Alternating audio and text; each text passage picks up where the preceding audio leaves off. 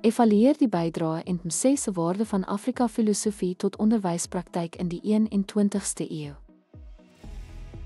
Afrika-filosofie bied 'n kultureel gegronde raamwerk wat dominante westerse paradigmas in onderwys uitdaag. Die kern daarvan is sleutelkonsepte soos Ubuntu, kommunalisme en inheemse kennisstelsels, wat almal bydra tot 'n meer inklusiewe, holistiese en gedekoloniseerde pedagogie. Afrika-filosofie verryk moderne pedagogie deur 3 essensiële dimensies. Ubuntu se humanistiese waardes moedig inklusiewe klaskamers aan, met die klem op wederwysige respek en kollektiewe verantwoordelikheid as hoekstene van leer, met onderwysers wat gemeenskappe bevorder wat beide interafhanklikheid en individuele sukses waardeer.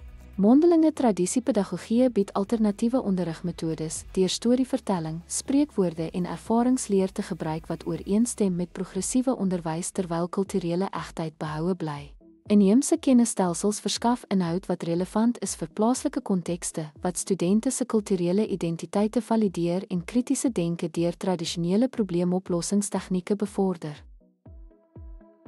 Hierdie filosofiese benaderings pak 21ste eeuse uitdagings aan deur sosiaal-emosionele leer met gemeenskaplike waardes te bevorder, oorbrugging van skool- en gemeenskapskennis, die verskaffing van antikoloniale raamwerke vir die dekolonisering van kurrikulums en die verbetering van omgewingsopvoeding deur tradisionele ekologiese kennis.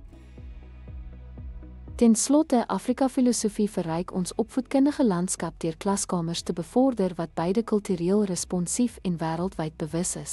Deur die beginsels daarvan te omhels, bemagtig opvoeders studente met die vaardighede en wysheid wat nodig is om hedendaagse uitdagings aan te pak terwyl hulle hul kulturele wortels eerbiedig. Soos jy vorder in jou leerreis, onthou om die diverse perspektiewe wat ons wêreld vorm te waardeer. Gaan voort om te streef na kennis en begrip en dra hierdie waardes vorentoe in elke stap wat jy neem.